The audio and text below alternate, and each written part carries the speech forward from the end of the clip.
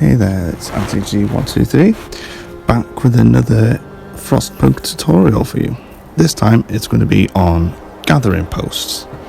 Now, gathering posts, they can either be seen as something that's good early game building to absolutely essential in certain other scenarios. I'm just going to point out, for example, I would say winter home, definitely useful there.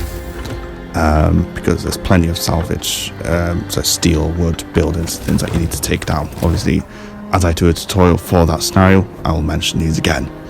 And refugees, I would say.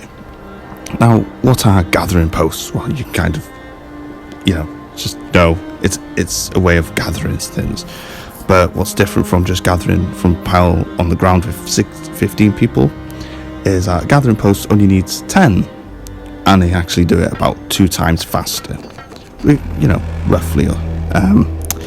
So obviously that is very good, but it does cost resources to build these. Now, if you're just going to be doing, for example, emergency shifts at the start, then you might not need them.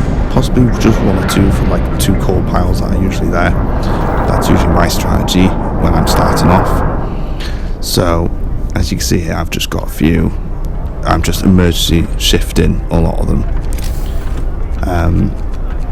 and they're just going so much faster in comparison.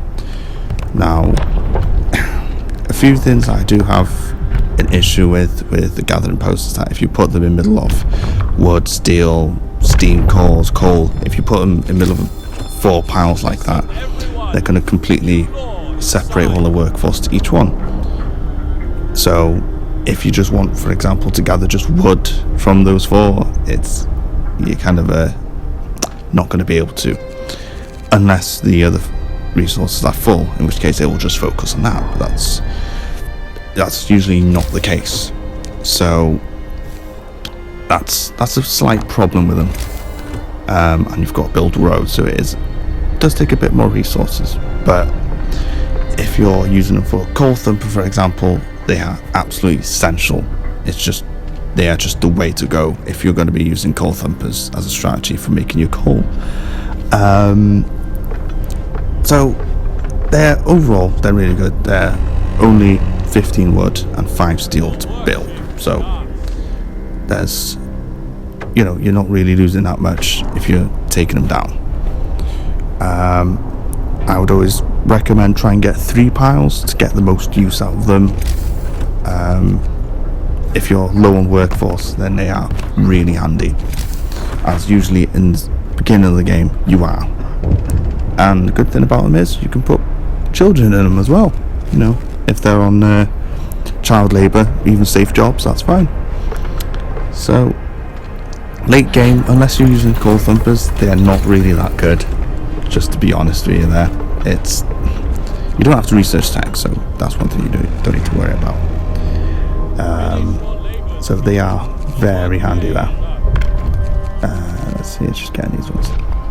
So as you'll see that, I think it's the coal that's full at the moment, so I think they just focus on getting that steel there.